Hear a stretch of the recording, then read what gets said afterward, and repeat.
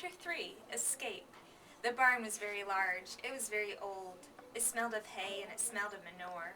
It smelled of the perspiration of tired horses and the wonderful sweet breath of patient cows. It often had a sort of peaceful smell, as though nothing bad could happen ever again in the world. It smelled of grain and of the harness dressing, and of the axle grease and of rubber boots and of new rope. And whenever the cat was given a fish head to eat, the barn would smell of fish. But mostly it smelled of hay, for there was always hay in the great loft up overhead, and there was always hay being pitched down to the cows and the horses and to the sheep. The barn was presently warm in the winter, when the animals spent most of their time indoors, and it was pleasantly cool in the summer, when the big doors stood wide open to the breeze. The barn had stalls on the main floor for the work horses, tie-ups on the main floor for the cows, a sheepfold down below for the sheep, a pig pen down below for Wilbur, and it was full of all sorts of things that you find in barns: ladders, grindstone, pitchforks, monkey wrenches, lawn mowers, snow shovels, axe handles, milk pails, water buckets, empty grain sacks, and rusty rat traps. It was the kind of barn that swallows like to build their nests in. It was the kind of barn that children like to play in, and the whole thing was owned by Fern's uncle, Mr. Homer L. Zuckerman. Wilbur's new home was in the lower part of the barn, directly underneath the cows. Mr. Zuckerman knew that the manure pile in that good place to keep a young pig. Pigs need warmth, and it was warm and comfortable down there in the barn cellar on the south side. Fern came almost every day to visit him. She found an old milking stool that had been discarded, and she placed the stool in the sheepfold next to Wilbur's pen. Here she sat quietly during the long afternoons, thinking and listening and watching Wilbur. The sheep soon got to know her and trust her. So did the geese, who lived with the sheep. All the animals trusted her. She was so quiet and friendly. Mr. Zuckerman did not allow her to take Wilbur out, and he did not allow her to get out into the pig pen. But he told Fern that she could sit on the stool and watch Wilbur as long as she wanted to. It made her happy just to be near the pig, and it made Wilbur happy to know that she was sitting there right outside his pen. But he never had any fun. No walks, no rides, no swims. One afternoon in June, when Wilbur was almost 2 months old, he wandered into a small yard outside the barn. Fern had not arrived for her usual visit. Wilbur stood in the sun, feeling lonely and bored. "There's never anything to do around here," he thought. He walked slowly to his food trough and sniffed to see if anything had been overlooked at lunch. He found a small strip of bacon skin and ate it. His back itched, so he leaned against the fence and rubbed against the boards. When he tired of this, he walked indoors, climbed up to the top of the manure pile, and sat down. He didn't feel like going to sleep. He didn't feel like digging. He was tired of standing still, tired of lying down. "I'm less than 2 months old, and I'm tired of living," he said. He walked out to the yard again. "When I'm out here," he said, "there's no place to go but in. When I'm indoors, there's no place to go but out in the yard." "That's where you're wrong, my friend, my friend," said a voice. Wilbur looked through the fence and saw the goose standing there. "You don't have to stay in that dirty little yard," said the goose, who talked rather fast. "One of the boards is loose. Push on it, push, push, push on it, and come on out." "What?" said Wilbur. "Say it slower."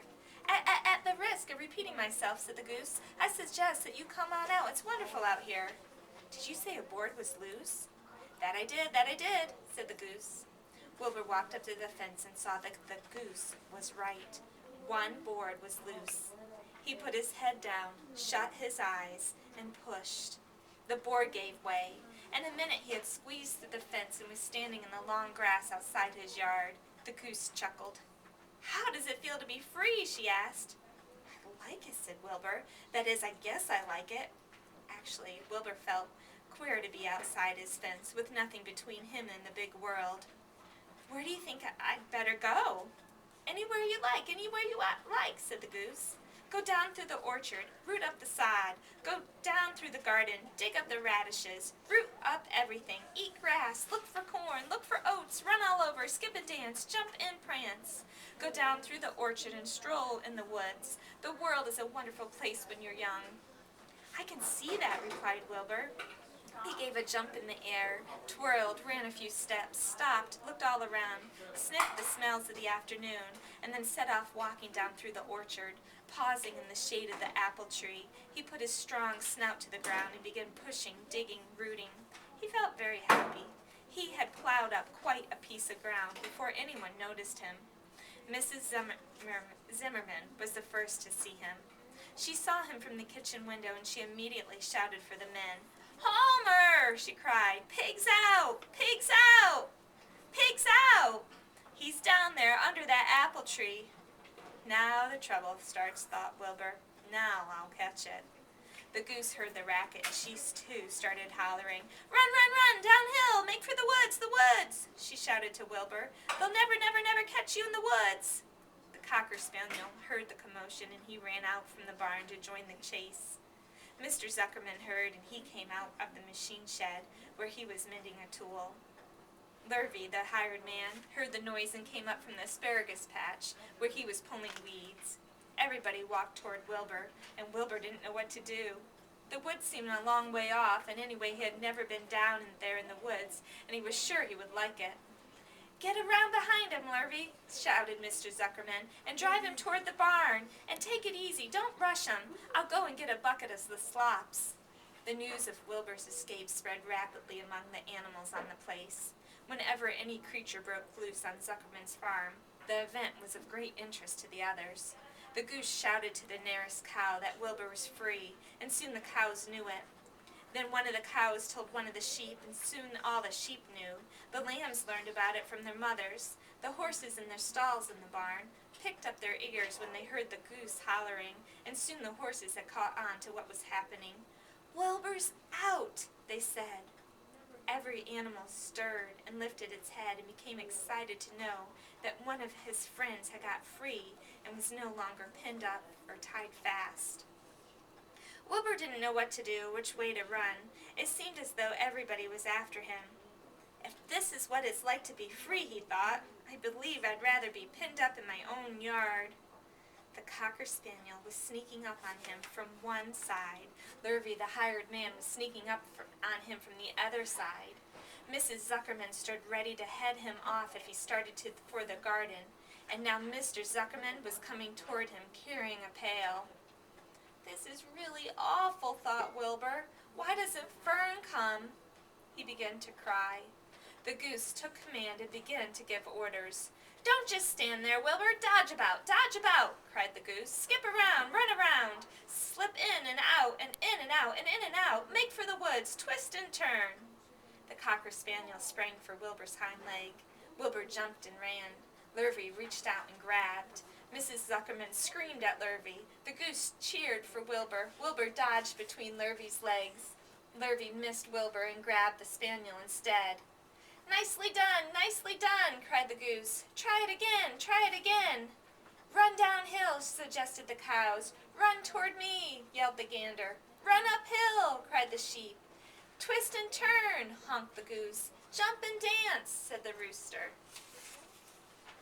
Look out for Lurvy, called the cows. Look out for Zuckerman, yelled the gander. Watch out for the dog, cried the sheep. Listen to me, screamed the goose. Poor Wilbur was dazed and frightened by this hullabaloo. He didn't like being the center of the fuss.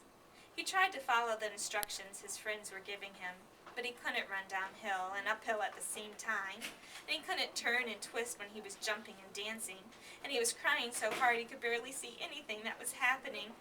After all, Wilbur was a very young pig, not much more than a baby, really. He wished Fern was here to take him in his arms and comfort him. When he looked up and saw Mr. Zuckerman standing quite close to him, holding a pail of warm slops, he felt relieved. He lifted his nose and sniffed. The smell was delicious. Warm milk, potato skins, wheat, Kellogg's cornflakes, and a popover left over from Zuckerman's breakfast. Come, pig, said Mr. Zuckerman, tapping the pail. "Come, pig!" Wilbur took a step toward the pail. "No, no, no," said the goose. "It's an old pail trick, Wilbur. Don't fall for it. Don't fall for it. He's trying to lure you back into captivity. He's appealing to your stomach." Wilbur didn't care. The food smelled appetizing. He took another step toward the pail. "Pig! Pig!" said Mr. Zuckerman in a kind voice, and then began walking slowly toward the barnyard, looking all about him innocently, as if he didn't know that a little white pig was following along behind him. "You'll be sorry, sorry, sorry!" called the goose. Wilbur didn't care. He kept walking toward the pail of slops. "You'll miss your freedom," honked the goose. "An hour of freedom is worth a barrel of slops." Wilbur didn't care. When Mr. Zuckerman reached the pig pen, he climbed over the fence and poured the slops in the trough. Then he pulled the loose board away from the fence, so that there was a wide hole for Wilbur to walk through. "Reconsider, reconsider," cried the goose. Wilbur paid no attention. He stepped through the fence into his yard.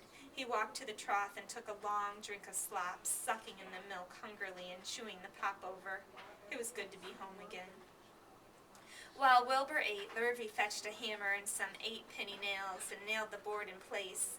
Then he and Mr. Zuckerman leaned lazily on the fence, and Mr. Zuckerman scratched Wilbur's back with a stick. "He's quite a pig," said Lurvy.